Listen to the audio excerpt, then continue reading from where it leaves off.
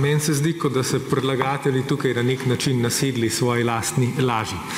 Govorijo nam, prepričujejo nas, da bomo iz Evrope dobili 10,5 milijard evrov in da si zdaj naenkrat lahko privoščimo vse. Vojsko, stanovanja, zdravstvo, domove za starejše, denar ni več problem. Ampak res je, da se letos tako obnašate. Letošnji proračun ima 4,2 milijardi primanjkljaja, kar je približno za 3 TEŠ 6.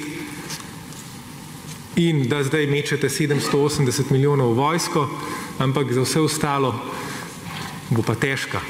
Namreč 10 milijard ni 10 milijard. Od tega je treba odšteti 3,5 milijarde posojil, od tega je treba odšteti 3,7 milijarde plačil v evropski proračun in ostane 3,3 milijarde. Torej denar, ki ste ga do današnjega dne že porabili. In vse, kar bomo naprej sprejemali, gre na rovaš ostalih investicij v državi. Dejstvo pa je, da Slovenija že 10 let dokazuje, da ni dovolj bogata, da bi zgradila kakršnekoli primerne stanovanjske kapacitete za mlade. 10 tisoč stanovanj nam manjka.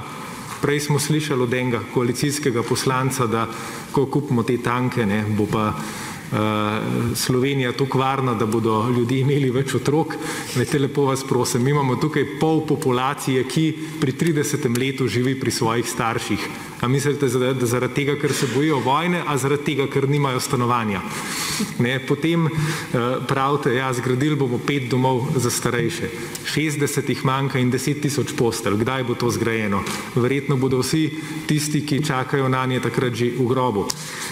In ko pravite razvoj in raziskovanje, letos se še dodatno znižali sredstva za znanost v proračunu in Slovenija daje za znanost 0,6% BDP na leto, povprečje Evropske unije je 2,5-krat več, 1,4%.